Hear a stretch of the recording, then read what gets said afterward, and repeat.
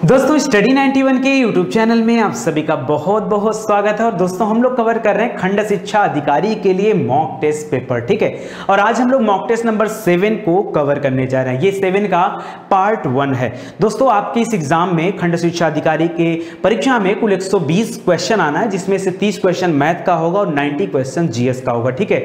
उस 90 क्वेश्चन को मैं 45 क्वेश्चन के 2 पार्ट में पढ़ाता हूं, जिसमें डिटेल से मैं एक एक प्रश्न के ऊपर चर्चा करता हूं ताकि आपको हर एक प्रश्न का उत्तर पता चल सके। देखिए मॉक टेस्ट पेपर अगर आप लगातार देखते हैं, वीडियो सीरीज है मॉक टेस्ट का, और अगर आप इसे लगातार देखते हैं और साथ ही साथ आप टेस्ट देते चलते हैं तो जान लीजिए आपको क्वालिफाई करने से कोई रोक नहीं सकता, ठीक है। आप दोस्तों एग्जाम के लिए टेस्ट जरूर दीजिए, क्योंकि जब तक आप टेस्ट नहीं देंगे तब तक सच में नहीं पता चल पाएगा कि आपकी तैयारी कितनी बेहतर हो पाई है, ठीक है। इसलिए निवेदन है कि आप टेस्ट दीजिए। टेस्ट के लिए आपको एक भी रुपए खर्च करने की जरूरत नहीं, नीचे डिस्क्रिप्शन में लिंक दिया गया है, वहां विजिट करके आप इसका टेस्ट दे सकते हैं, ठीक है। इसके अलावा दोस्तों स्टडी 91 का एप्लीकेशन है, वेबसाइट है, तो एप्लीकेशन और वेबसाइट के प्रोग्राम से जुड़कर भी आप अपनी अच्छी तैयारी कर सकते हैं, ठीक है। चलिए स्टार्ट करते हैं दोस्तों और देखते हैं कि आज आपके कितने नंबर आने वाले हैं, ठीक है।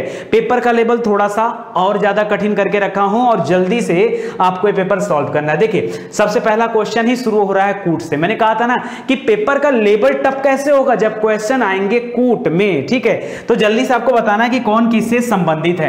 पहला नाम दे रहा है दोस्तों जोनाथन डंकन का। किसका नाम? Jonathan Duncan. पूरी कहानी बताया था। जोनाथन डंकन ने बनारस में पहला संस्कृत विद्यालय की स्थापना कराया था। तो याद रखिए क्या हो जाएगा, बनारस में संस्कृत विद्यालय प्लस जो है यहां पर अस्थाई बंदोबस्ती लाने का श्रेय भी किसको जाता है? जोनाथन डंकन को जाता है। दोनों प्रश्न याद रखेगा, एक मैं बोल रहा हूं संस्कृत विद्यालय और एक अस्थाई बंदोबस्ती जो है कहां पर? बनारस में, वाराणसी में किसने लाया है? तो जोनाथन डंकन ने लाया। जो आप बीएचयू पढ़ते हो ना, बनारस हिंदू यूनिवर्सिटी, वो बाद में बना है, उसको मदन मोहन मालवीय जी ने बनाया, वो बाद में बना है, ठीक है। अगला दे रहा है दोस्तों टॉमस रो। र से याद रखेगा टॉमस रो, र से रैयतवाड़ी, र से क्या याद रखेंगे? रैयतवाड़ी। कभी भूल भी गया तो एग्जाम टाइम में नहीं भूलेगा, नंबर दिलाना आपको नहीं भूलेगा, ठीक है। तो याद रखेगा मुनरो क्या हो जाएगा? ये रैयतवाड़ी बंदोबस्ती व्यवस्था शुरू किया गया, ठीक है, इनके द्वारा। कार्नवालिस यहां पे गलत लिखा हो दोस्तों, कार्नविलास नहीं होता है, कार्नवालिस होता है। क्या नाम होता है? कार्नवालिस, ठीक है। थोड़ा सा टाइपिंग एरर है। तो कार्नवालिस ने 1786 में आया था। 1786 से लेकर 1793 तक वो भारत में क्या थे? बंगाल का गवर्नर जनरल थे, ठीक है। तो उनके द्वारा अस्थाई बंदोबस्ती शुरू किया गया था। तो याद रखेगा सिविल सेवा का जनक भी इन्हीं को कहा जाता है। तो ये अस्थाई बंदोबस्ती हो गया।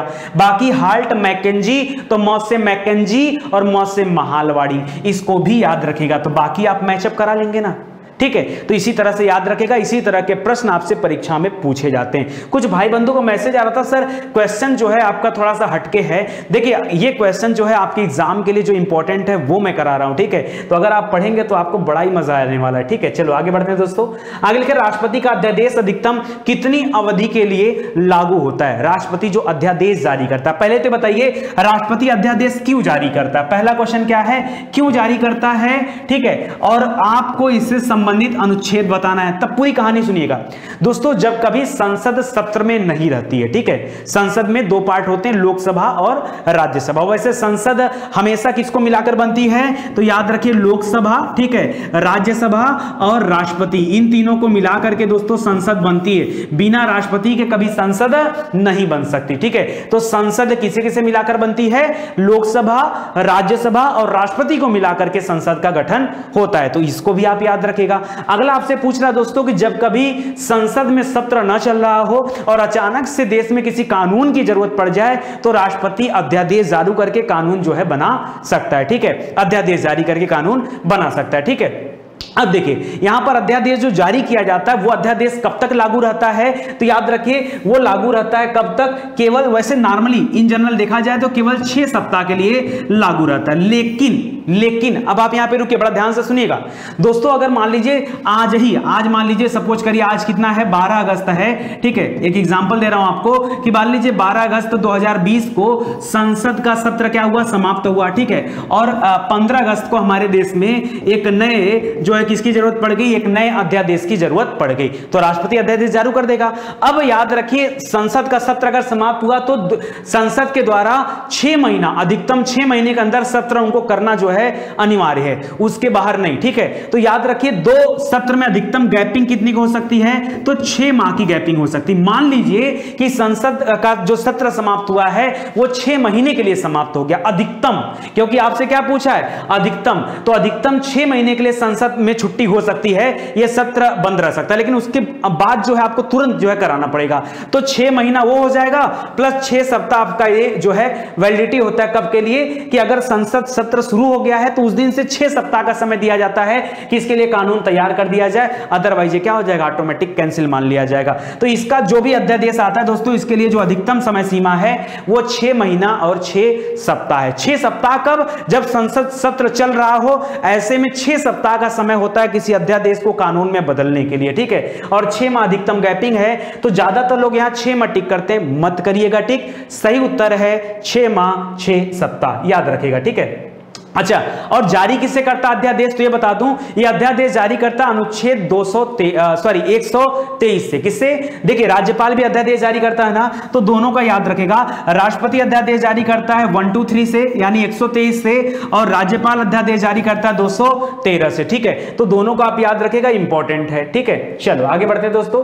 भारत का विदेशी मुद्रा भंडार पहली बार किस मील के पत्थर तक पहुंच गया। दोस्तों भारत का जो विदेशी मुद्रा भंडार है मतलब जबरदस्त बढ़ा है, जबरदस्त। कितना, 500 बिलियन, ठीक है, 500 बिलियन डॉलर क्रॉस किया है भारत का विदेशी मुद्रा भंडार। आज तक कभी इतना नहीं हुआ था, ठीक है। और वो भी ऐसे लॉकडाउन के पीरियड में जब पूरा देश अर्थव्यवस्था का जो है ऋणात्मक में चली गई है, शून्य में आ गई है, तब जाकर के ये हम जो अचीव कर पा रहे हैं, ये अपने आप में बहुत बड़ी बात है। तो याद रखिए 500 बिलियन डॉलर आपका राइट आंसर हो जाएगा। चलिए फिर से सूची 1 को सूची 2 से मिलाना है। साइंस का क्वेश्चन है, साइंस का मैं पूरा मिक्स क्वेश्चन लेके चलता हूं, ठीक है। पूरा 90 क्वेश्चन जीएस के हर एक चैप्टर हर एक टॉपिक से आएंगे, तो आप हमारे साथ बैठकर बस खाली डिस्कशन करिए, ठीक है। आपने लैक्टोज का नाम सुना होगा, ठीक है। लैक्टोज कहां पाया जाता है दोस्तों, ये दूध में होता है। कहां होता है, तो दूध में। ये दूध के मीठापन के लिए जिम्मेदार होता है क्या, लैक्टोज, ठीक है। लैक्टोबैसिलस जो होता है दोस्तों, एक बैक्टीरिया होता है जो दूध को दही में परिवर्तित कर देता है,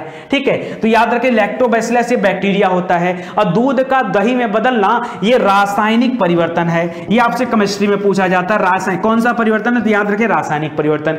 किसे कहते हैं रासायनिक परिवर्तन, तो याद रखें जो कभी अपने पुराने फॉर्मेट में लौट नहीं सकता है, ठीक है। ऐसा परिवर्तन अगर कोई हुआ है तो रासायनिक परिवर्तन है। एक बात बताओ, अगर दूध से दही बन गया तो क्या दही से भी दूध बन सकता है, नहीं, इंपॉसिबल है सर। अगर नहीं बन सकता तो परिवर्तन कैसा है, रासायनिक है। अगर बन जाता तो परिवर्तन कैसा होता, भौतिक परिवर्तन, ठीक है। याद रखिएगा, यही सब प्रश्न पूछा जाता है। बाकी रेनिन क्या होता है दोस्तों, तो रेनिन याद रखिए ये छोटे बच्चों में पाया जाता है। रेनिन दूध को पचाने वाला एक एंजाइम होता है। क्या होता है, दूध को पचाने वाला एक एंजाइम होता है। तो यहां पर याद रख सकते हैं, ऑप्शन नंबर 1 हो जाएगा। बाकी केसिन की वजह से ही दूध क्या होता है, दूध का सफेद रंग होता है, तो उसको भी आप याद रखिएगा, केसिन की वजह से दूध का सफेद रंग होता है। ये मोस्ट इंपॉर्टेंट प्रश्न है। मैं तो कहूंगा जिस एग्जाम में जीएस आता है ये उन सभी के लिए इंपॉर्टेंट है। थोड़ा शेयर वेयर कर दीजिए यार। अच्छा, आप लोगों को बड़ा चार्ज करना पड़ता है, ठीक है। आप लोग कभी नहीं सोचते हैं कि नितिन सर को कितना मेहनत लग रहा है इस पूरे एग्जाम सेट को बनाने में और 10 मॉक टेस्ट आपको कराने में, ठीक है। आप पूरे यूट्यूब पे ढूंढ लो और भी कितने लोग हैं जिन्होंने मॉक टेस्ट कराया। अगर कराया होगा तो क्वालिटी आप जाके चेक करो। अगर आपको क्वालिटी मिल रही है तो फिर आप जाके चेक करो कि आपको टेस्ट देने का मौका भी दिया जा रहा है, और दिया जा रहा है तो आप लिंक पे क्लिक करके एक बार टेस्ट जरूर दो, ताकि आपको पता चले कि कहां बेस्ट चीजें मिल रही हैं आपको, ठीक है। तो बाद में आप जब सब कुछ करके देखोगे तो स्टडी 91 ही बेस्ट मिलेगा, ठीक है। चलो देखो, हाल ही में फीफा द्वारा जारी रैंकिंग में कौन सा देश शीर्ष स्थान पर है, या आपसे भी पूछ सकता है कि भारत किस स्थान पे। पहले तो भारत का याद रखिए, बाकी दूसरे देश का तो हम बाद में भी देख सकते हैं। भारत का स्थान 108वां, कौन सा है, 108वां स्थान है फीफा वर्ल्ड रैंकिंग में। अगर 108वें अनुच्छेद की बात करें तो क्या उत्तर होगा बताइए। अनुच्छेद 108 में क्या है, अनुच्छेद 108 में दोस्तों क्या है, संयुक्त अधिवेशन की बात कही गई है, ठीक है। संयुक्त अधिवेशन जो लोकसभा अध्यक्ष के द्वारा बुलाया जाता है, ठीक है, उस संयुक्त अधिवेशन की बात करें जिसकी अध्यक्षता वो करते हैं, ठीक है।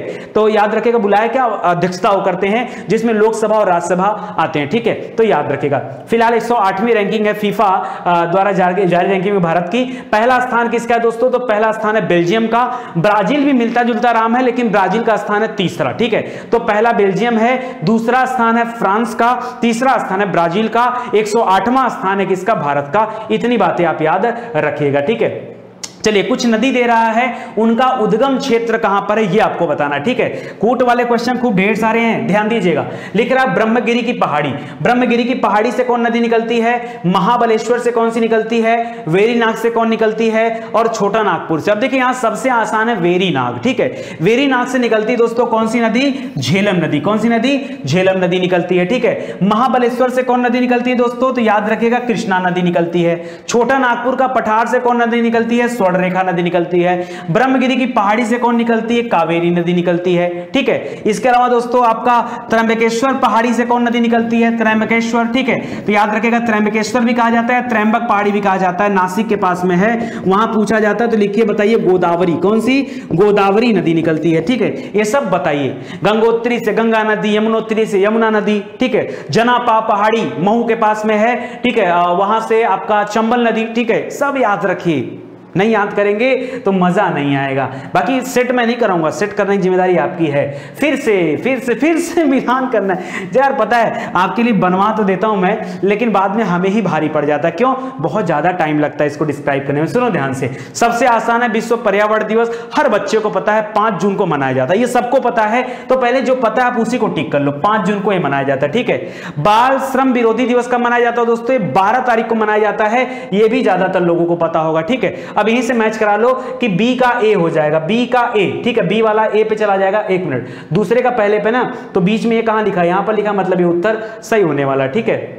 महासागर दिवस 8 तारीख को है और खाद्य सुरक्षा कब है, 7 तारीख को है। उत्तर आ गया आपका निकल के, ठीक है। लेकिन कब, जब आप पढ़े होंगे तब आप कर पाओगे, ठीक है। अदरवाइज फिर आपको तुक्का मारना पड़ेगा, और तुक्का के ऊपर बिलीव मत किया करो। आगे देखो, पर्यावरण प्रदर्शन सूचकांक में भारत की रैंकिंग कितनी है, पर्यावरण प्रदर्शन सूचकांक, ठीक है। इसके पहले दोस्तों खुशहाली सूचकांक आपको पढ़ाया गया, कौन सा नंबर था, 144, ठीक है। तो याद रखिएगा। तो इस तरह से अनेकों सूचकांकों के बारे में आपसे पूछा जाता है, ठीक है। आपसे पूछा जा रहा पर्यावरण प्रदर्शन सूचकांक, तो याद रखिए यहां पर भारत की रैंकिंग है 168, ठीक है। क्या 168वां स्थान है भारत का, और पहले से जो है अच्छा स्थान आया, क्योंकि पहले भारत की रैंकिंग 2018 में जो थी वो 177वीं रैंकिंग थी। इस बार भारत में सुधार हुआ है, 168वां स्थान मिला है, ठीक है। हाल ही में बंगाल की खाड़ी में उठे चक्रवाती तूफान का नाम क्या था, अम्फान तूफान था। इसको सुपर साइक्लोन नाम दिया गया, ठीक है। क्यों, क्योंकि यह सामान्य चक्रवातों से बड़ा था। इसका नामकरण किसने किया था, थाईलैंड देश ने किया था, और नामकरण करने की पद्धति जो शुरू हुई है वो सन 2004 से शुरू हुई है, ठीक है। तो एक बार आप देख लीजिए, थाईलैंड सही हो जाएगा, और यहां 2014 दे रहा है, इसलिए आपका यह प्रश्न गलत हो जाएगा, 2004 होना चाहिए, ठीक है। तो याद रखिए पहला और दूसरा सही है, तीसरा क्या है, गलत है, ठीक है। तो ए और बी सही, ऑप्शन नंबर 2 क्या हो जाएगा, राइट हो जाएगा। आगे देखो, चलो कूट वाला प्रश्न फिर से है, और मिलान करना सूची 1 का सूची 2 से, ठीक है। चलो देखते हैं दोस्तों, बाल गंगाधर तिलक, कर्नल स्लीमैन, ईश्वर चंद्र विद्यासागर और राजा राम मोहन राय। राजा राम मोहन राय ने विलियम बेंटिक के समय में सती प्रथा के उन्मूलन के लिए अपना योगदान दिया था। 1828 में दोस्तों ब्रह्म समाज की स्थापना भी इन्होंने किया था। तो याद रखिएगा सती प्रथा ये हो जाएगा, ठीक है। कर्नल स्लीमैन की बात करें तो भारत से ठगी प्रथा को समाप्त करने में कर्नल स्लीमैन का सबसे बड़ा योगदान है, तो ये हो जाएगा ठगी प्रथा, ठीक है। इसके अलावा ईश्वर चंद्र विद्यासागर की बात करें तो विधवा पुनर्विवाह के लिए इन्होंने काम किया था, ये हो जाएगा। बाल गंगाधर तिलक की बात करें तो इन्होंने बाल विवाह जो है समाप्त करने के लिए काम किया था, तो ये हो जाएगा। बाकी बहु विवाह ये पहले से ही गलत प्रथा है, ठीक है। तो याद रखेगा ये यहां पर नहीं होना चाहिए, ठीक है। तो इसको आप ध्यान दीजिएगा, ठीक है, ठीक है। तो यहां पर आपका राइट आंसर हो जाएगा, ठीक है। समझा दिया गया, पढ़ा दिया गया। आगे देखिए, ऑनलाइन एजुकेशन प्रोग्राम के लिए केंद्र सरकार ने कौन सा कार्यक्रम शुरू करने का ऐलान किया है। इसमें केंद्र सरकार का कहना है कि क्लास 1 से लेकर के क्लास 12 तक के बच्चों के लिए भारत सरकार की तरफ से एक नया व्यवस्था शुरू किया गया, बट अभी व्यवस्था चल नहीं रहा है, ठीक है। ऐसे व्यवस्थाएं लॉन्च हो जाती है लेकिन आगे उनका कुछ पता नहीं होता है। इस व्यवस्था का नाम है प्रधानमंत्री ई विद्या प्रोग्राम। क्या नाम है, ई विद्या प्रोग्राम, ठीक है। तो इसको याद रखेगा, परीक्षा में पूछा जा सकता है। हाल ही में चर्चित कावासाकी का संबंध किससे, कावासाकी का संबंध सर स्पोर्ट बाइक से किससे है, स्पोर्ट्स बाइक से। लेकिन यहां तो स्पोर्ट्स बाइक का नाम ही नहीं दे रहा है, ठीक है। इसका मतलब सर कावासाकी कुछ और होगा, ठीक है। कावासाकी क्या है दोस्तों, तो याद रख, कभी कभी हो जाना चाहिए मजाक भी, ठीक है। कावासाकी क्या है दोस्तों, तो कावासाकी देखिए बच्चों में होने वाला एक रोग है, संक्रामक रोग है, और ये कोरोना वायरस जितने भी बच्चों को हुआ था, कोविड पॉजिटिव जितने बच्चे पाए गए थे, उनके अंदर एक अजीब सा रोग नजर आ रहा है जो कावासाकी से संबंध खाता है। ठीक है, ये क्या करता है दोस्तों, जो हमारे शरीर के अंदर रक्त वाहिकाएं होती हैं उसमें स्वेलिंग आ जाता है, जिसकी वजह से हमारे हार्ट पर ज्यादा इफेक्ट पड़ता है, प्रभाव ज्यादा पड़ता है। तो याद रखें कावासाकी का संबंध किससे है, कोरोना की एक उप प्रजाति है जिसका नाम दिया गया कावासाकी। ठीक है, खास करके बच्चों में यह देखा गया है। ठीक है, आगे देखिए, टोडा जनजाति से संबंधित कौन सा कथन सत्य है, उस सत्य कथन के बारे में बताना है। टोडा जनजाति दक्षिणी भारत की नीलगिरी की पहाड़ियों पर पाई जाती है। अरे कई बार परीक्षा में पूछा है टोडा जनजाति कहां रहती है, टोडा तमिलनाडु, टोडा तमिलनाडु। हम लोगों ने कितने बार किया है, तो पहला वाला सही है। दूसरा लिख रहा है कोविड-19 के मद्देनजर टोडा कारीगर ने लोगों को संक्रमण से बचाने के लिए एक स्पेशल मास्क बनाया है। ठीक है, तो याद रखेगा उसके लिए इन्होंने अपना पारंपरिक कौशल का इस्तेमाल किया, ये बिल्कुल सही है। ठीक है, इसके पहले दोस्तों आपने देखा होगा मधुबनी कला को भी प्रिंट किया गया मास्क पर बिहार में। ठीक है, तो उसे भी याद रखेगा। तीसरा दे रहा टोडा भाषा में इस कढ़ाई को पोहर कहा जाता है, जबकि पारंपरिक रूप से इसको पुटकुली का नाम दिया जाता है। किसका, पुटकुली का नाम दिया जाता है। ठीक है, तो यहां पर दिया गया दोस्तों तीनों कथन बिल्कुल सही है। देखिए आपकी परीक्षा में करंट अफेयर के भी तो क्वेश्चन आएंगे, तो मुझे ऐसा अंदाजा लगता है कि कम से कम 8 से 10 प्रश्न जो होंगे वो आपके करंट अफेयर के होंगे, तो उसी अकॉर्डिंग यहां करंट अफेयर के प्रश्न भी शामिल किए गए। देखिए एग्जाम सेटर जो बनाया गया ना, बहुत मेहनत लगा है, किसी का कॉपी पेस्ट करके नहीं पढ़ाया गया। अगर एक सिंगल एग्जाम सेट में 5 क्वेश्चन भी अगर आपको कहीं से कॉपी नजर आ जाएगा, बता देना जो कहोगे हार जाऊंगा। अरे इतना गट्स के साथ बोलता हूं इसलिए ना कि मेहनत किया जा रहा है। ठीक है, तो एक एक सेट बनाने में दोस्तों 5-5, 6-6 घंटा लगता है। क्यों, क्योंकि बाकायदा रिसर्च करके बनाया जा रहा है, जिसमें आपको देखिए मैंने कितना सब्जेक्ट खुद अपने हाथ से किया। इसको एंशिएंट हिस्ट्री है, मिडावल हिस्ट्री है, मॉडर्न हिस्ट्री है, उसके बाद इंडियन ज्योग्राफी है, वर्ल्ड ज्योग्राफी है, इंडियन पॉलिटी है, उसके बाद इकोनॉमिक्स है, इन्वायरमेंट है, कंप्यूटर है, आर्ट एंड कल्चर है, पॉपुलेशन वाला टॉपिक आपका है। ठीक है, और आपका एक टॉपिक और कौन सा था, एग्रीकल्चर आपका टॉपिक है। ठीक है, कुल मिला जुला के कितने हो गए, 4 चौका 16 टॉपिक दोस्तों यहां पे मैं टच किया हूं। आप बता दो अगर इतने मेहनत से और इसके अलावा मैं भूल गया 3, फिजिक्स, केमिस्ट्री और बायो। ठीक है, तो कितना हो जाएगा, 3 5 15, 5 है ना 16 क्यों बता रहा था, 15 टॉपिक है दोस्तों टोटल, और यूपी स्पेशल भी शामिल किया गया, 16 हो गए। ठीक है, तो 16 टॉपिक दोस्तों यहां पर है जिससे आपके प्रश्न पत्र बनाए गए हैं, और पूरा मेहनत और ईमानदारी के साथ बनाया गया। ऐसे प्रश्न जो बहुत ज्यादा यूपीपीएससी में पूछे जाते हैं, ऐसे प्रश्नों पर ज्यादा ध्यान दिया गया। ठीक है, क्यों, क्योंकि यूपीपीएससी ही ये प्रश्न पत्र बना रही है, तो कहीं ना कहीं सिमिलरिटी होने का चांसेस ज्यादा है। ठीक है, तो याद रखेगा। चलिए आगे बढ़ते हैं। बाकी सबसे बड़ी कहानी यार कि चीजों को याद रखा जाए। अब आपके पढ़ने का समय नहीं है। जो पहली बार इस चैनल पे आके पढ़ रहे हो, क्या पढ़ेंगे, अरे आप जाओ, सभी विषय डिटेल से पढ़ा दिया गया है। कोई ऐसा विषय नहीं है जो नहीं पढ़ाया गया, सब विषय पढ़ाया गया है डिटेल से। आप जाओ और आराम से पढ़ाई करो। ठीक है, अब तो आपके एग्जाम देने की बारी आ गई है। ठीक है, पढ़ने का टाइम नहीं, अब आपको खाली अपने आप को टेस्ट करना है। सुनो, करा चोल साम्राज्य की स्थापना किसने किया, आंख बंद करके पढ़ने वाले लोग बताओ यार। 850 ईस्वी में चोल साम्राज्य की स्थापना विजयालय ने किया था। पल्लव शासकों के यहां सामंत था, उनकी जो है जब वो कमजोर हो गए तो उनकी कमजोरी का फायदा उठा करके विजयालय ने चोल साम्राज्य की स्थापना किया। चोल साम्राज्य अपनी नौसेना के लिए, अपनी जो है ग्राम प्रशासन के लिए जानी जाती थी। चोलों में सबसे महान राजा 2 थे, कौन कौन से, एक राजा राज चोल थे, एक राजेंद्र चोल थे। दोनों ने बड़ी ख्याति और बड़ी उपलब्धि हासिल किया। ऐसे पढ़ते हैं। ठीक है, तो याद रखिए। तो अगर इस तरह से पढ़ेंगे तो चीजें आपको याद रहेंगी। सब होना चाहिए, पता है मैं तो देखता ही नहीं हूं, मुझे कभी पढ़ाना था, मैं सब नहीं देखता हूं, सब दिमाग में याद रहता है। ठीक है, तो चलिए विजयालय हो जाएगा। और जब इन्होंने सामंतों को सामंत तो पहले थे, जब इन्होंने पल्लव कांचीपुर के पल्लव शासकों को हराया था, कांची के पल्लव को जब वहां से हरा दिया दोस्तों, तो हराने के बाद दो है, 1 मिनट, हाँ, उनको हराने के बाद दोस्तों गद्दी हासिल किया था। ठीक है, तो उसको याद रखेगा। और जहां पर देखिए पल्लव जो है कई जगह होते थे, तो इनकी बीच में लड़ाई पांडवों के साथ भी होती। पांड्य शासक जिन्होंने मदुरई में मीनाक्षी मंदिर का निर्माण करा, उन लोगों को भी हरा करके शासन किया है। ठीक है, आगे देखिए वैदिक नदियां और आधुनिक जो है नाम उनका क्या है वो देखिए। कुबा नदी की बात करें दोस्तों, तो कुबा नदी आपके अफगानिस्तान में है। इसको काबुल नदी के नाम से जाना जाता, अभी जाना जाता है, पहले कुबा नदी बोला जाता था। ठीक है, अब काबुल है। काबुल राजधानी भी है अफगानिस्तान का। परुशड़ी नदी है दोस्तों, ये रावी नदी को कहा जाता है। सदा नीरा सतलज को कहा जाता है, सतुद्री सतलज को कहा जाता है, और सदा नीरा किसको कहा जाता है, गंडक को कहा जाता है। ठीक है, तो ये आप याद रखेंगे, आपके लिए इंपॉर्टेंट है। ठीक है, तो वही देखिए सदा नीरा गंडक को कहा जाता है, सतुद्री सतलज को कहा जाता है। ठीक है, तो ये सब इंपॉर्टेंट है आपके लिए, ध्यान दीजिएगा। ठीक है, चलो आगे बढ़ते हैं दोस्तों।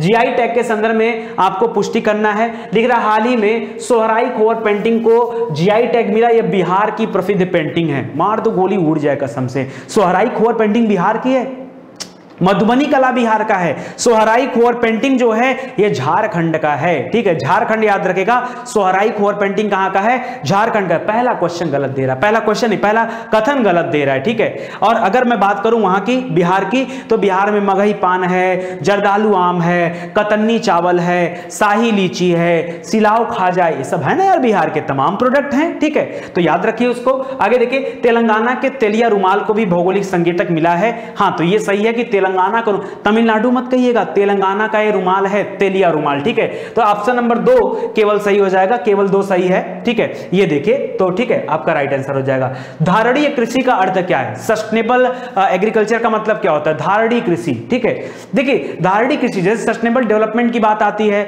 या कभी आपने ऐसा सुना होगा सतत विकास। ठीक है, धारणीय और सतत विकास, तो ऐसे में कहा जाता है दोस्तों कि किसी भी चीज का ऐसा दोहन मत करिए कोई चीज समाप्त हो जाए। ठीक है, आप जैसे जल, अभी आपके लिए जल है तो जल का दोहन हिसाब से करिए, ताकि आने वाली जो पीढ़ियां हैं उनके लिए भी जल बचा रहे। सब चीज आप नुकसान मत कर दीजिए। ठीक है, उसी तरह से यहां धारणीय कृषि का मतलब है कि भूमि इस प्रकार का प्रयोग किया जाए कि उसकी गुणवत्ता और जो उसकी अक्षुणता है वो बनी रहे, उसका उपजाऊपन है वो बना रहे, क्योंकि वही नहीं रहेगा तो फिर भूमि का मतलब रह के क्या करेगा। अगर सब भूमि बंजर हो जाएगी तो बताइए अन्न कहां से उगेगा, और अन्न नहीं होगा तो व्यक्ति क्या खाएगा। हाँ, व्यक्ति टीवी, पेन, कलम, मोबाइल यही सब तो नहीं खाएगा ना। ठीक है, तो याद रखिए यहां पर दिया गया ऑप्शन नंबर 1 क्या हो जाएगा, राइट हो जाएगा।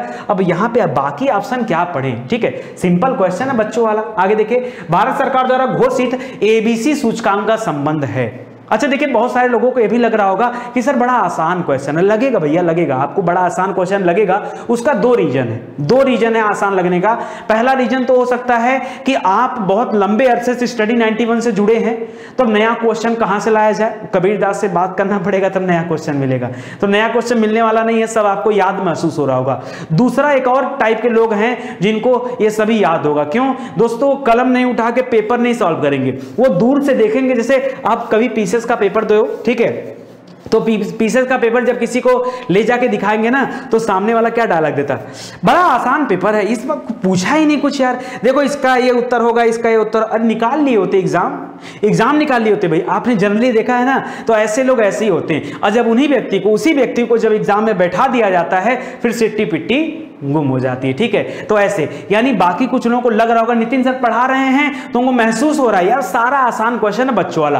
आसान क्वेश्चन है तो पहले टेस्ट दो, बाद में इस वीडियो को देखो। पहले टेस्ट दो, तुरंत औकात पता चल जाए कि आप कितने पानी में हो। ठीक है, क्योंकि जब तक आपको झटका नहीं लगेगा, दर्द नहीं मिलेगा, जब तक आपके साथ बेवफाई नहीं होगी, तब तक आप पढ़ने के लिए राजी भी नहीं होने वाले हैं। ठीक है, यहाँ झटका लगना चाहिए, दर्द होना चाहिए। मुझे दर्द नहीं है, मैं ऐसे ही पढ़ा लेता हूँ। देखिए, एबीसी जो सूचकांक है दोस्तों, ये स्वास्थ्य से संबंधित है। अरे बच्चों को टीका लगा कि नहीं लगा, उनको क्या है क्या नहीं, ये सब चीज है एबीसी सूचकांक जो है मेंटेन करता है। ठीक है, तो याद रखिए स्वास्थ्य से संबंधित है। राजा चलैया समिति का संबंध किससे, राजा चलैया समिति दोस्तों 91 में, 92 में, 93 रिपोर्ट पे रिपोर्ट दिया था इन्होंने, रिपोर्ट पे रिपोर्ट। और ये समिति बनाई गई थी कर सुधार के लिए। किसके लिए, कर सुधार के लिए ये समिति बनाई गई थी, तो इसको भी याद रखिएगा। विजय केलकर समिति भी बाद में बनी है, वो भी कर सुधार के लिए बनाई गई थी। विजय केलकर और राजा चलैया दोनों का क्वेश्चन आपसे अक्सर परीक्षा में पूछा जाता है। ठीक है, तो इसको याद रखेगा।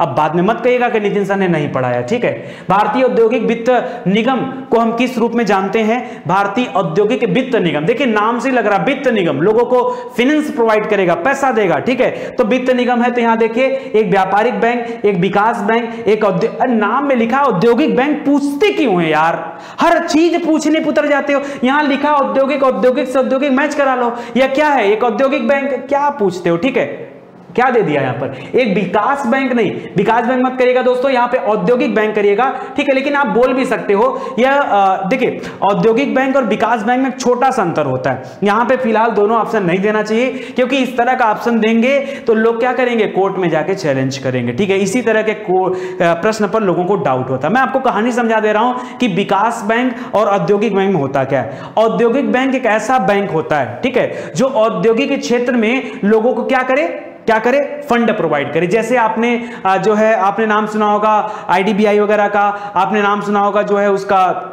सिडबी वगैरह का, ठीक है। तो ये सब भी आ जाते हैं। विकास बैंक मतलब जब किसी उद्योग को आप फंड देंगे तो उद्योग क्या करेंगे, विकास करेंगे, वो उद्योग क्या करेंगे, विकास करेंगे, इसीलिए इनको विकास बैंक भी कर दिया जाता है। तो परीक्षा में यहां पे दोनों ऑप्शन एक साथ नहीं देना चाहिए, ऐसा मैं मानता हूं। आप क्या मानते हैं, एक बार आप भी अपना उत्तर लिख के भेजिए, ठीक है। तो इसको ध्यान दीजिए, मेरे हिसाब से औद्योगिक बैंक है, टाइपिंग के ऊपर मत चलिए, ठीक है।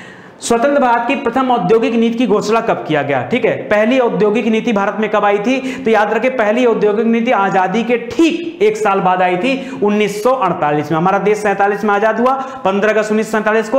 अगली साल ही क्या हुआ, 1948 में पहली औद्योगिक नीति आ गई थी, ठीक है। बाद में और भी आई, जैसे लास्ट में आपने न्यू इंडस्ट्रियल पॉलिसी का नाम सुना होगा 1992 में, ठीक है, तो उसको भी याद रखेगा, ठीक है। कह रहा है कि रक्त का थक्का बनाने के लिए किस विटामिन की आवश्यकता पड़ती है। देखिए हमारे शरीर में जो ब्लड होता है, जब कभी हमारा हाथ कट जाता है या कुछ चोट लग जाता है तो वहां से ब्लड बाहर आता है, ब्लड बाहर आता है तो जल्दी थक्का बन जाता है। तो याद रखें रक्त को थक्का बनाने के लिए, थक्का शरीर के अंदर नहीं बनता है, अंदर शरीर के अंदर अगर थक्का बनने लगेगा, प्यास लगा है, शरीर के अंदर अगर थक्का लगेगा तो फिर काम कैसे चलेगा, ठीक है।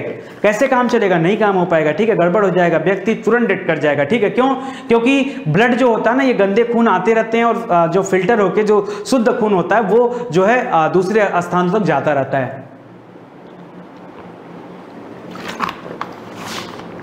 गलत आदत है, हमेशा बोलता हूं, ठीक है। तो ध्यान दीजिएगा, यहां पर थक्का बनने की जो बात आ रही है, दो कंडीशन याद रखें। परीक्षा में दो तरह के प्रश्न यहां पूछे जाते हैं। एक तो क्या कि थक्का बनने के लिए कौन जिम्मेदार है, तो क्या बताएंगे, विटामिन के। याद कैसे करेंगे, इंग्लिश में लिखिए थक्का, THAKKA। तो दो बार के दिख रहा है तो याद रखेगा दो बार के दो बार क, ठीक है। थक्का याद रखेगा, थक्का, और यही के यहां पर भी है, ठीक है। तो याद थक्का, ये के याद रखेगा, विटामिन ई नहीं। विटामिन ई जो है ये बांझपन वगैरह को दूर करता है, ठीक है। अंकुरित अनाज वगैरह से, या फिश लिवर ऑयल जो है, या कॉड ऑयल जो है, उससे फायदा मिलता है। विटामिन डी की बात करें दोस्तों तो कैल्सीफेरॉल कहा जाता है, और इसके लिए सूर्य के रोशनी वगैरह की जरूरत पड़ती है, ठीक है। विटामिन सी की बात करें तो आंवला वगैरह में पाया जाता है, ठीक है, स्कॉर्बिक एसिड से कहा जाता है, ठीक है। और अगर बात करें कि शरीर के अंदर जो ब्लड है वो लिक्विड में हमेशा होना चाहिए, तो उसके लिए कौन जिम्मेदार है, हिपेरिन नाम का एक प्रोटीन होता है। किस नाम का, हिपेरिन, परीक्षा में पूछा जाता है, ठीक है। हिपेरिन नाम का जो प्रोटीन होता है ये शरीर के अंदर क्या करता है, ब्लड को लिक्विड रूप में रखता है कि ब्लड का क्या हो सके, सर्कुलेशन हो सके, ठीक है। आगे बढ़ते हैं। मानव शरीर में पाई जाने वाली सबसे छोटी कोशिका का नाम बताइए, जो सबसे छोटी कोशिका है। यहां भी परीक्षा में दो प्रश्न पूछे जाते हैं कि सबसे बड़ी कोशिका कौन होती है, शरीर की सबसे बड़ी कोशिका, ठीक है, शरीर की, मानव शरीर की। ऐसे अगर देखा जाए तो सबसे बड़ी कोशिका शुतुरमुर्ग के अंडे में पाई जाती है, वो सबसे बड़ी है, ठीक है, शुतुरमुर्ग, ठीक है, शुतुरमुर्ग याद है, ऐसे दिखाएगा, ठीक है। शुतुरमुर्ग के अंडे में पाई जाती है, ध्यान दीजिएगा। लेकिन अगर हम शरीर के अंदर बात करें तो सबसे बड़ी कोशिका होती है तंत्रिका तंत्र। क्या होती है, तंत्रिका तंत्र होती है, याद रखिएगा, तंत्रिका तंत्र सबसे बड़ी होती है। सबसे छोटी कौन सी होती है, तो याद रखें यहां पर शुक्राणु को सबसे छोटी कोशिका माना जाता है, ठीक है। तो इसको याद रखिएगा, इंपॉर्टेंट प्रश्न आपके लिए। अराकानियोमा हिमालय का पूर्वी विस्तार है। हिमालय जो पर्वत है ना, ये हिमालय पर्वत कितना बड़ा है, तो याद रखिए 2500 किलोमीटर में फैला है, जम्मू कश्मीर से लेकर के अरुणाचल प्रदेश में। अपने देश की बात करते हो तो आप यही जानते हो, लेकिन ऐसा नहीं कि सिर्फ अरुणाचल तक, वो अरुणाचल के बाहर भी जाता है, कहां तक, याद रखिए म्यांमार तक जाता है, जहां पर अराकानियोमा जो पर्वत है वो इससे जुड़ा हुआ है। तो याद रखेगा अराकानियोमा ये हिमालय पर्वत का ही पूर्वी विस्तार माना जाता है, ये म्यांमार में स्थित है। कहां पर है, म्यांमार में, तो ध्यान दीजिएगा, ठीक है। चलिए एक बार फिर से कूट मिलाइए, कभी से कूट वाला प्रश्न नहीं आ रहा था, आ गया, ठीक है। स्टेथोस्कोप किसको बोलते हैं, स्टेथोस्कोप, ठीक है, जल्दी जल्दी से बताइए, कैरेटोमीटर, लक्स मीटर। देखिए कैरेटोमीटर यहां पे रहेगा, कैरेट मीटर नहीं होता, कैरेटोमीटर होता है दोस्तों। सोने की शुद्धता वगैरह कैरेट में मापा जाता है ना, 24 कैरेट, 23 कैरेट, 22 कैरेट, ठीक है। तो याद रखेगा, तो यहां कैरेटोमीटर क्या हो जाएगा, सोने की शुद्धता हो जाएगा, ठीक है। स्टेथोस्कोप क्या होता है दोस्तों, तो जो डॉक्टर कान में लगा के ऐसे लेते हैं ना, ठीक है, चेक करते हैं, वो क्या होता है, वो होता है स्टेथोस्कोप। क्या होता है, स्टेथोस्कोप। तो आप सुन सकते हैं इसे कि हृदय की ध्वनि को सुनने के लिए, ठीक है, ये होता है। हृदय की ध्वनि कैसी होती है, तो याद रखिए लबडब। कैसी होती है, परीक्षा में पूछ दे क्या बताओगे, हृदय धक धक मत करिएगा, लिख दे परीक्षा में धक धक भक भक, ठीक है। लबडब कैसी होती है, लबडब, याद रखेगा, लबडब लबडब लबडब, ठीक है, लबडब, ठीक है, याद रखेगा। स्फिग्मोमेनोमीटर जो होता है दोस्तों, ये क्या करता है, ब्लड प्रेशर को मापता है, ठीक है, यहां पैक करके फिर, ठीक है। तो उसके लिए क्या होता है, स्फिग्मैनोमीटर, ठीक है। बाकी लक्स मीटर जो दोस्तों, ये प्रकाश की तीव्रता के लिए जिम्मेदार है। तो आपका ऑप्शन नंबर 1 पे हो जाएगा, ठीक है, सही हो गया। आगे काम आप करोगे, कर लो, वीडियो को शेयर कर दो, लाइक करना मत भूलो, ठीक है। और बीच बीच में कमेंट करके लोगों को बताया करो, लिख करके, टाइप करके कि हाँ नितिन सर ने पढ़ाया है, ऐसे प्रश्न नितिन सर ने खूब पढ़ाए हैं, ये आप लिख के भेजो। लोगों को पता कैसे चलेगा यार, बेइज्जती करा दोगे तुम लोग तो। देखो आगे, संविधान के किस अनुच्छेद के द्वारा राज्यपाल राष्ट्रपति के विचार के लिए किसी भी विधेयक को क्या कर सकता है, आरक्षित करके रख सकता है। मान लो किसी राज्य में, ठीक है, जो राज्यपाल है उसके सामने क्या चला गया, कोई विधेयक चला गया। क्यों चला गया, क्योंकि बिना राज्यपाल के हस्ताक्षर के वो विधेयक कानून नहीं बन सकता, ठीक है, तो चला गया। अब अगर राज्यपाल को रखा कि यार हमको इसे राष्ट्रपति को दिखाना चाहिए, तो उसके लिए क्या कर सकता है, उस विधेयक को आरक्षित कर सकता है। और ऐसा करने का जो शक्ति है उसके पास किससे मिलता है, तो हमारे संविधान में अनुच्छेद 200 में इसके बारे में बताया गया है, जिसमें वो क्या कर सकता है, किसी विधेयक को भी आरक्षित करके रख सकता है, ठीक है। तो 200 याद रखिएगा। 200 से मिलता जुलता एक अनुच्छेद 300 था, 300 क, जिसमें संपत्ति के अधिकार के बारे में बताया गया, ठीक है।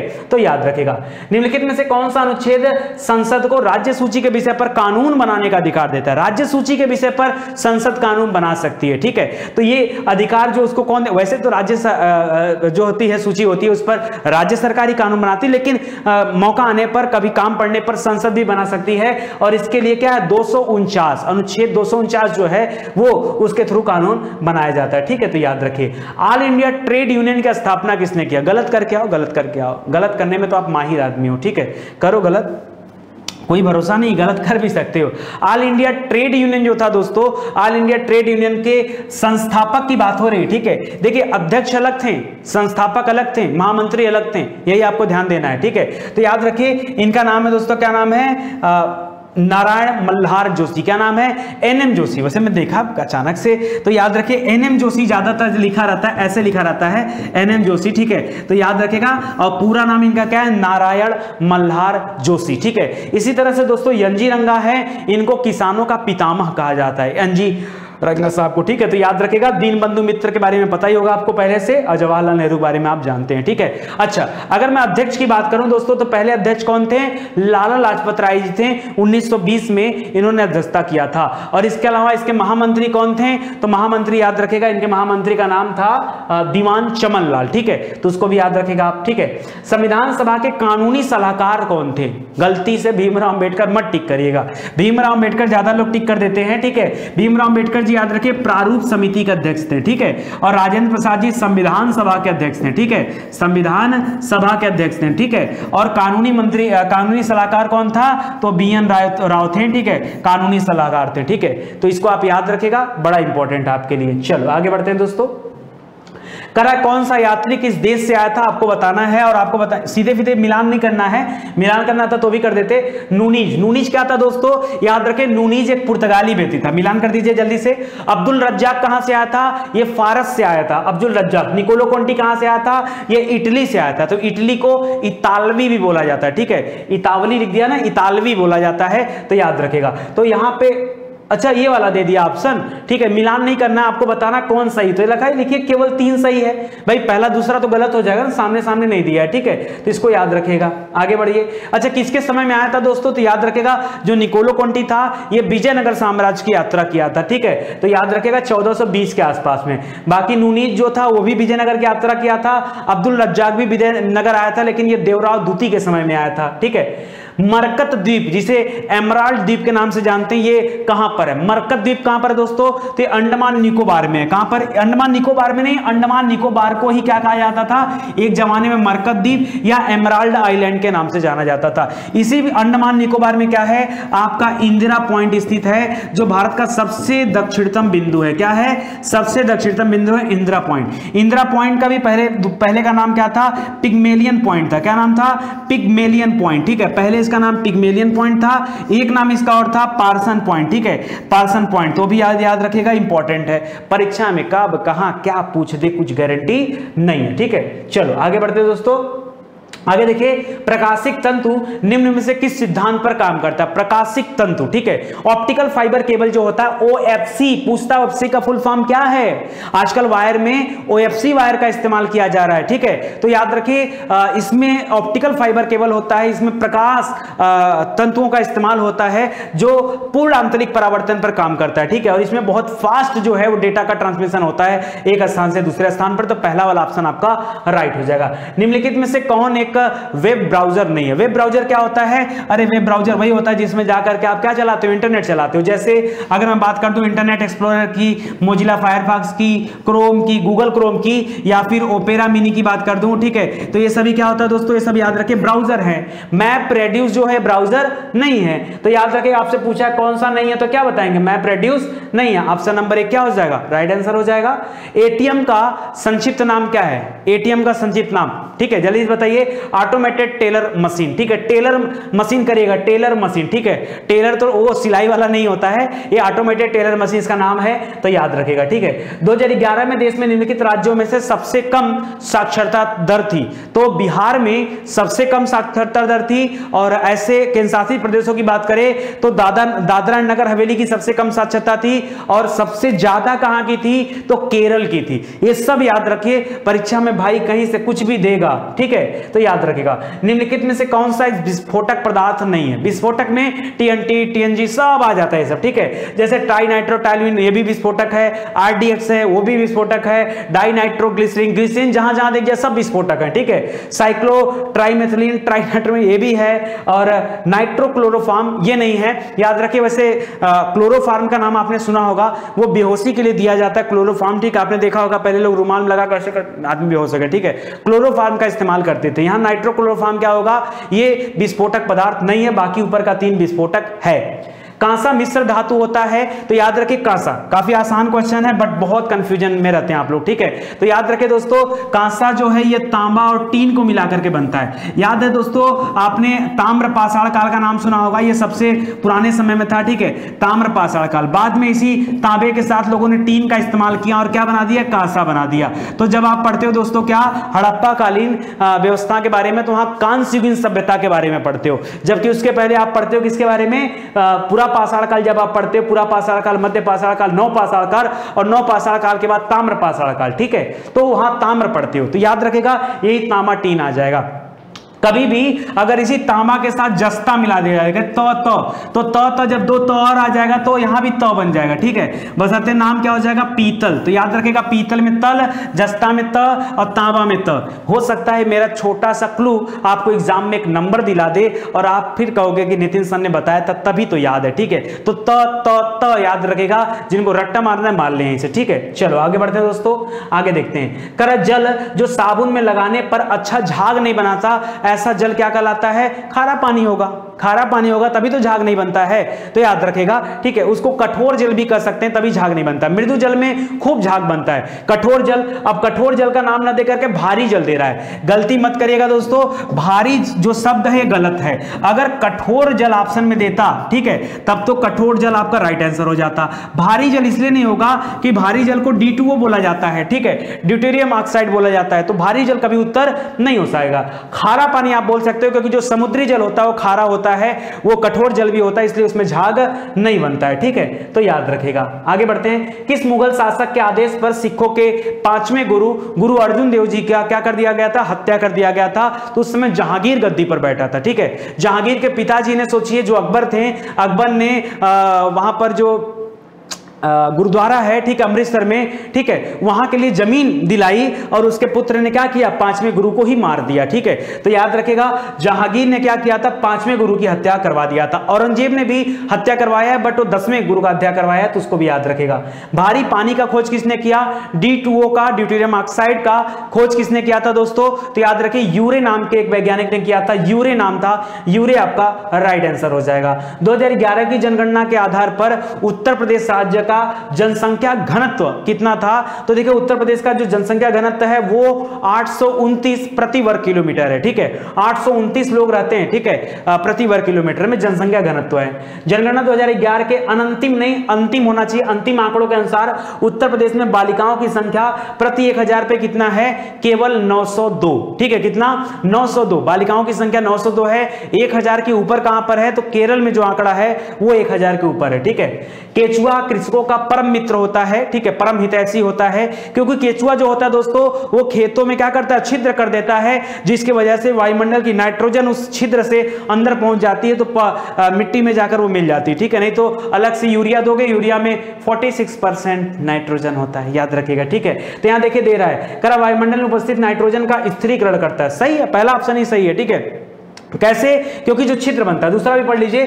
करा मृदा में ऑक्सीजन, नहीं ऑक्सीजन का नाम मत लीजिएगा, एक मिनट, नहीं ठीक है यार, देखो गलती हो गई यहाँ पे, नाइट्रोजन कहां से, डायरेक्ट पौधों को नाइट्रोजन नहीं मिलता है, और मिट्टी में नाइट्रोजन जाके करेगा क्या, क्योंकि नाइट्रोजन एक अलग बैक्टीरिया के माध्यम से होता है, उसको याद रखेगा, जिसमें दलहन वगैरह की खेती की जाती है, यहाँ ऑक्सीजन ही होगा, मिट्टी में ऑक्सीजन मिलता है, सॉरी गलती हो गया। ठीक है, तो याद रखेगा मिट्टी में ऑक्सीजन मिलता है, ऑक्सीजन राइट आंसर होगा। ठीक है, नाइट्रोजन मत करेगा, मेरे दिमाग में दूसरी चीज चल रही थी। ठीक है, तो याद रखेगा फीता कृमि किस संघ का प्राणी है, फीता कृमि का नाम सुना होगा, गोल कृमि का नाम सुना होगा। ठीक है, तो याद रखेगा ये जो होता है दोस्तों, ये देखिए एक बात आपको बता दूं यहां पे इंपॉर्टेंट जो है। ठीक है, अगर हम बात करें एनिलिडा का, तो एनिलिडा जो होता है दोस्तों, इसमें केचुआ टाइप के जो जीव होते हैं वो आ जाते हैं। हालांकि केचुआ को देख करके भी आपको यही एहसास होगा कि वो भी फीता कृमि के जैसे ही होता है, लेकिन थोड़ा अलग होता है। फीता कृमि को स्पेशली रखा गया है प्लेटीहेल्मिन्थीज ग्रुप में, ये आपको पढ़ाया हूं, बायोलॉजी जो कॉपी पे पढ़ाई गई वहां जाके देखिए, आपको पढ़ाया गया है, तो प्लेटीहेल्मिन्थीज हो जाएगा।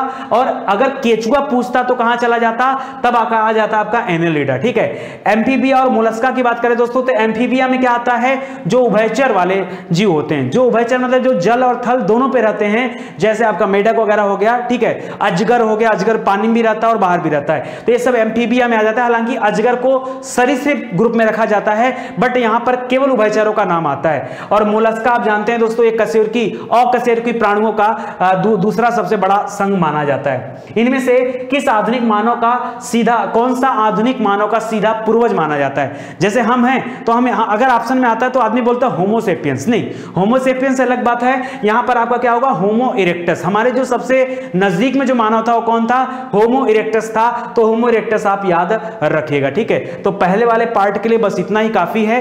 पार्ट 2 में दोस्तों और भी क्वेश्चन के साथ हम आपसे डिस्कस करेंगे, ताकि आपकी तैयारी पूरी हो जाए। टोटल 10 सीरीज आने वाली है, बस हाथ जोड़कर आप सभी से निवेदन यह है कि वीडियो को शेयर करना मत भूलिए। देखिए, अगर आप वीडियो शेयर करते रहेंगे, स्टडी 91 पर लगातार बने रहेंगे और ईमानदारी से पढ़ाई करते रहेंगे, तो विश्वास मानिए सब कुछ आपके लिए मैं करके दूंगा, सब कुछ करके दूंगा। जैसी देखिए सिलेक्शन दिलाना मेरी जिम्मेदारी है। मेरे जो पुराने स्टूडेंट हैं उनको बिलीव है हमारे ऊपर, बिलीव है, उनका भरोसा कभी मैं टूटने नहीं दूंगा और उनको सिलेक्शन दिला के ही रहूंगा। बशर्ते मेरे भाई जो एडवर्टीजमेंट आता है उसे आप देखिए, वीडियो को शेयर कीजिए, क्योंकि यह चैनल सिर्फ मेरा नहीं है, ये आपका चैनल है। स्टडी 90 कभी बताया करो, किसी से बताओ कि देखो ये हमारा चैनल है, ये हमारा चैनल है। ठीक है, ठीक है, क्यों, क्योंकि आप इससे मेंबर है। कोई पूछेगा कैसे तुम्हारा है, तुरंत बता देना, नितिन सर से चलो पूछा देता हूं। ठीक है, हेल्पलाइन नंबर वेबसाइट पे दिया, आप फोन करके पूछा लेना, नितिन सर ने बोला था ये चैनल किसका है, हमारा चैनल है। ठीक है, तो याद रखिए इसकी जिम्मेदारी आपकी है, आपके कंधों पर इसकी जिम्मेदारी है, इसको आगे बढ़ाने की जिम्मेदारी आपकी है। चलिए इसी के साथ वीडियो समाप्त होता है, मिलते हैं अगले लेक्चर में, तब तक के लिए जय हिंद, जय Bharat, thank you so much.